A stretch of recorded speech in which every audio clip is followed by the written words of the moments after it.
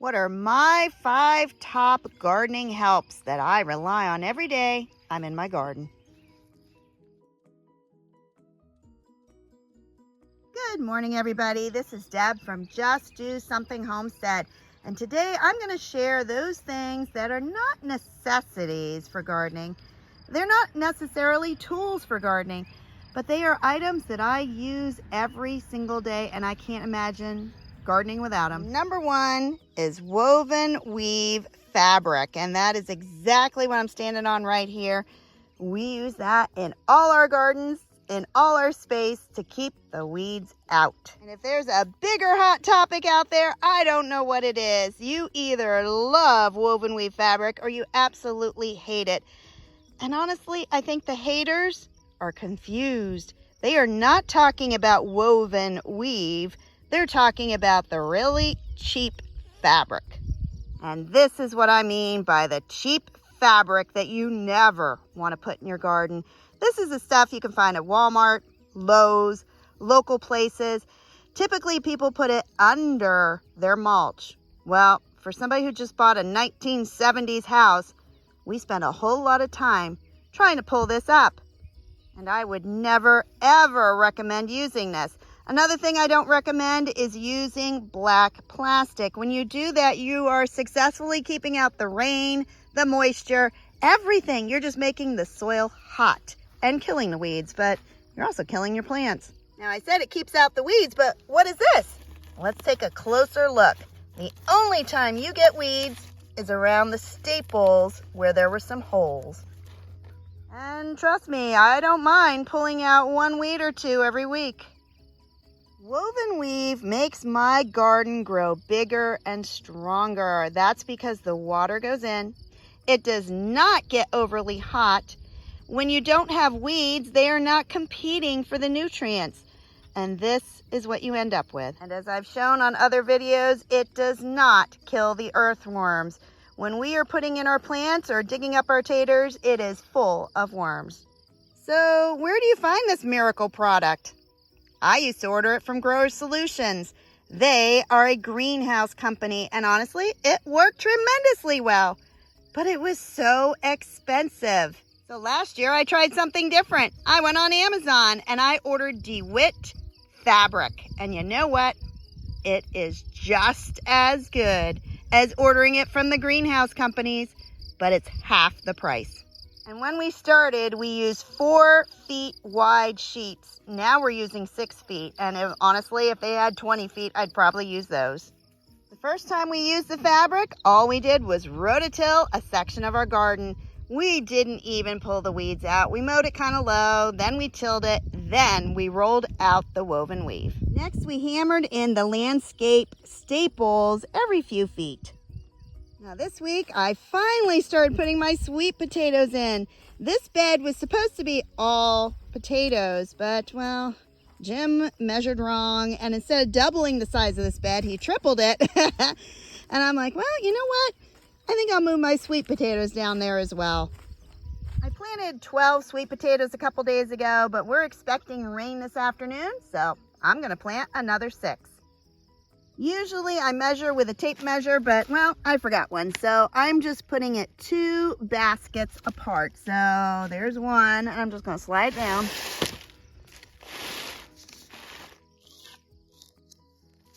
And I'm going to put my hole on the other side. You burn the holes with a butane lighter. This is the one I use. And I found it at Walmart. I find the butane itself cheapest at Dollar General.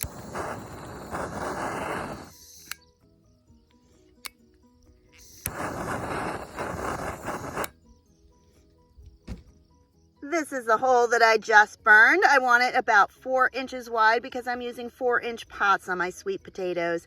Some people like to cut it with a knife, but it's going to unravel. So always burn your holes. And this is the butane fuel that I get at Dollar General. It's less than $5. And the next step is to drill my holes with an auger.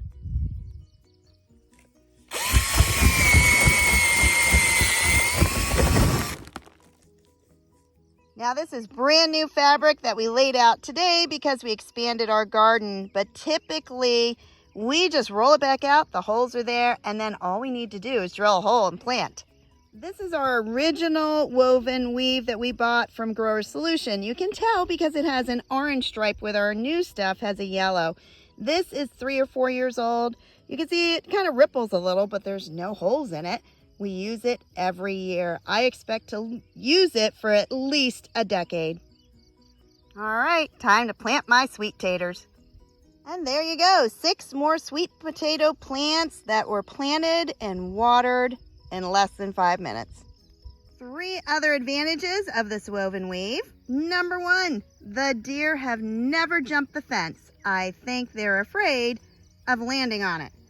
And they easily could spring over this 6-foot fence, but they simply don't do it. Number 2, I've never seen a snake in this garden. Again, they don't like crossing it. And number 3, even though all around us is hay fields full of ticks, I've never gotten a tick on me when I'm in the garden. And did I mention it doesn't get hot? I can stand out here in my bare feet and I will not burn my feet. This new garden has a swoop that goes down to a lower part that tends to be more moist down there. So I am going to plant pumpkins down in that area. I think they're going to do really well. While I'm out here, I'm going to plant some tomatoes and peppers. This is my seed saving garden. Because if you look, let's see if we can see it. Way over there, there's our roof to our house. That's where our main garden is. So we are very, very far from our garden. I'm going to plant 1 variety of peppers and 1 variety of tomatoes. I do this every year and I save the seeds. Planted my 10 tomatoes and my 4 peppers for my seed saving garden. Notice that little hole right there I burned? That is for the stake. Normally I use cattle panels, but this may be all potatoes next year, so I'm not going to waste them down here. Number 2 is garden mesh netting. Netting is the only way that I can grow brassicas because of the cabbage worm. This is my broccoli. As you can see, it's just starting to get going. I'm afraid it might bolt. But when I plant any of my brassicas, I immediately cover it with netting. This netting keeps the worms off completely. Unfortunately, I still get beetles that can crawl under that netting. What I like about it though is I can spray neem oil directly through it. And so when you're looking at my new leaves, none of them are chewed on. This was what happened before I was spraying them. And I only sprayed neem oil 1 time about 3 weeks ago. As you can see, once I started using that neem oil, all of those beetles that were eating the leaves are gone. And as you know, I am really big on feeding your chickens what you have. We put a fence between our garden and our chickens on purpose so I could feed them the scraps.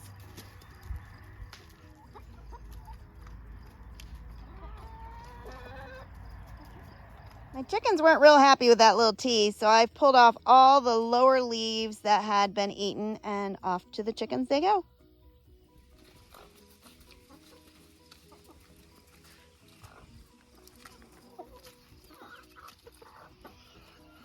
Besides my cauliflower and broccoli, I also have my red cabbage in here.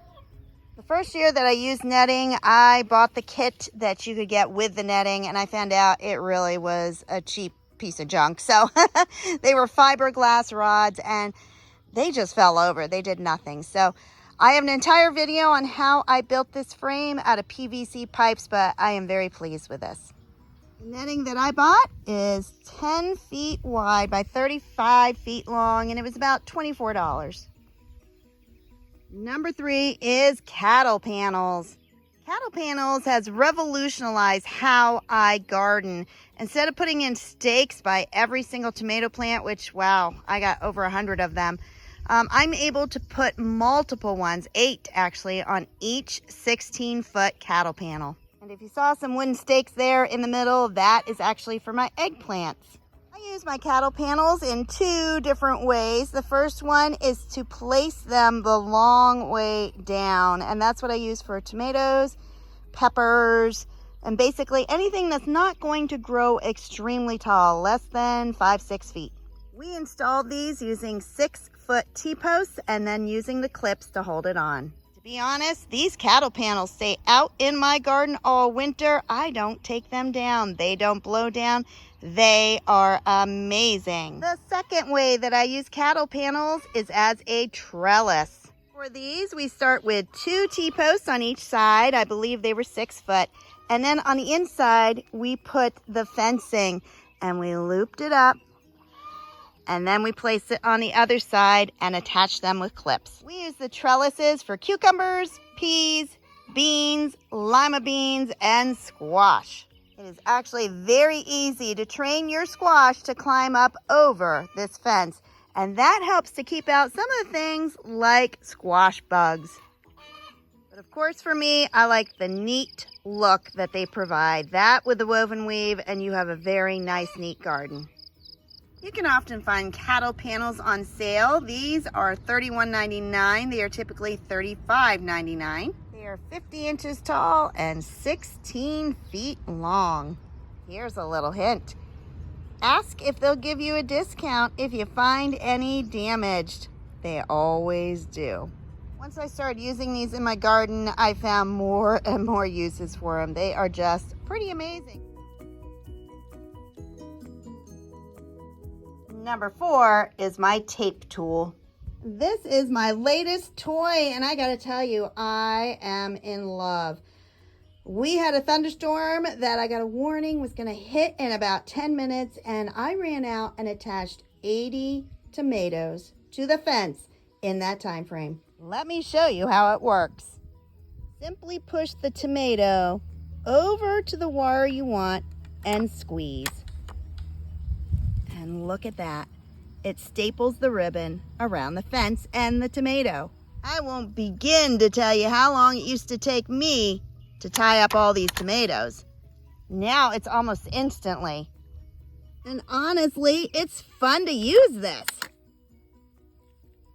All right, here's the information on it. It's called Tape Tool. I bought it on Amazon. It came with multiple packs of ribbon. I mean, tons of them. So I'm not going to run out of ribbon. And then it had a box of staples. Now, these staples are just mini little ones. I had one here. Let me pull one out. There we go. They are just teeny tiny. So I ordered some extras of those at the same time. It is by Suka, and it was about $35. I also did a little test run on it because one of the things that's annoying is at the end of the year trying to cut off all the strings that I had used. And so this has a little pull to it, so if your tomatoes grow, they're not going to be suffocated. But look at this. The end of the year, just pull it off. And number 5 is mineral tubs. Mineral tubs are exactly what they sound like. They are tubs that hold minerals, basically to feed dairy or beef cows. And so they are for cattle, and they are filled with minerals, and you're left with this plastic tub. So originally a lot of farmers had these. I found that they've gotten very expensive, and so farmers are just buying bags of minerals and not buying the tubs as often as they used to. I line these mineral tubs all around my garden, just inside the fence. At that point, I plant things such as herbs, onions, garlic, radishes, and carrots. Anything that likes it really deep. And I think it also messes up the deer, and they don't like to jump in the fence. And as far as herbs, it prevents things such as this mint from spreading out of control and becoming invasive.